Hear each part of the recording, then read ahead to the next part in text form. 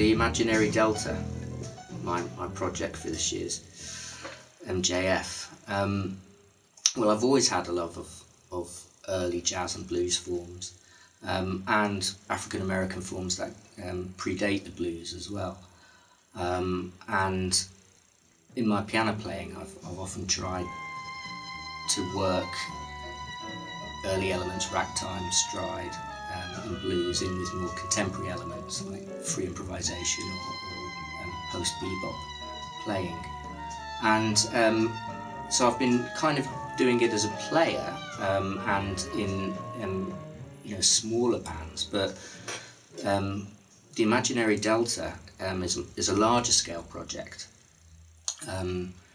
which something like the MJF Commission kind of allows an artist to do is to work on a larger scale, properly budgeted and everything.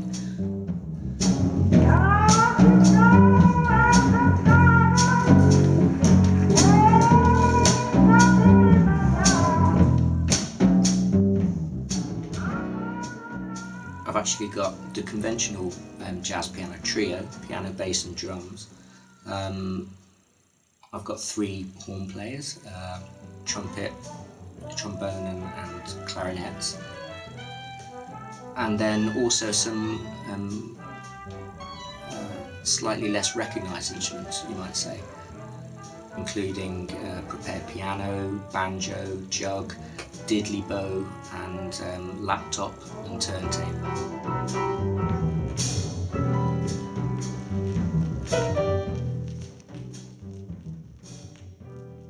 I play with Gaz Hughes and my brother Tim on bass quite a lot anyway, and I know they understand the kind of thing I was trying to do. My brother in particular is very good at mixing up vocabularies and idioms and things. He's got quite a wide knowledge, but then a lot of young players do, and someone like James Alsop, who I met on the Take 5 thing that Sirius did, I can remember hearing him do like a Ben Webster impression, and then the next thing he'd be playing very free, and I thought, oh yeah, well he's obviously the kind of person to get. And I've gigged with Steve Chadwick, I know he was excellent, and I hadn't met Chris Bridges before, but you recommended him, and he's been awesome. And you've introduced Paul, your partnership with Yes. Paul as well on the turntable and the various other instruments. Yeah. I've had a duo with Paul only quite recently, and we've done an album and gigs whereby he'll introduce old samples from blues records and play old folk instruments associated with the blues whilst I play piano, and that's worked out really well, and I just thought it'd be nice to kind of embed that in the group. And so we've got a group where you can go off in a lot of different directions.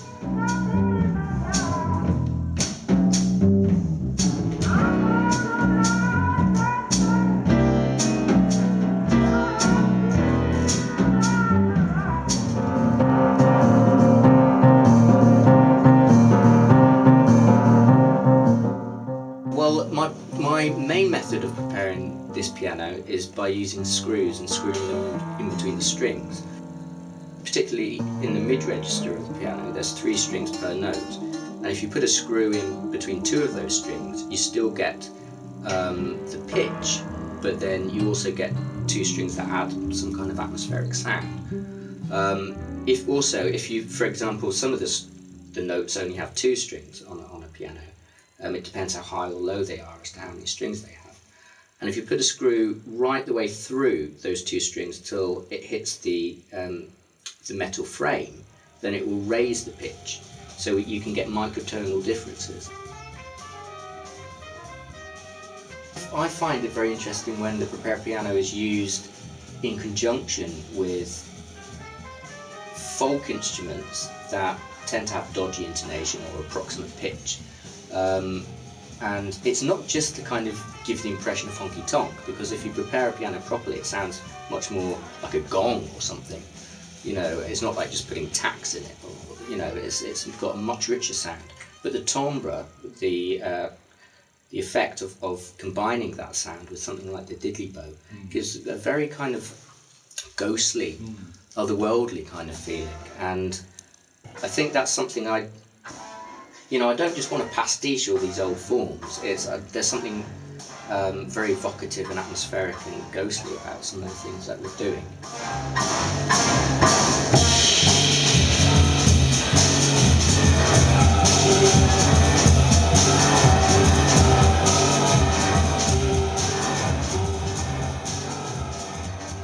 I think we're going to, first of all, we're going to try to dress in such a way that we're not just wearing our normal clothes. We're going to, we're not going too far out. It's not going to be samurai. We're not going to dress in African tribal gear, but we are going to wear,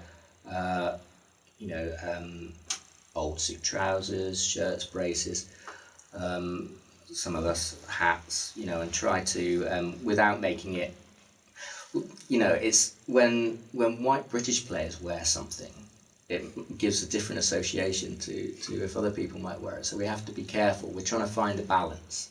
So it's got character and it's visual without it becoming something else.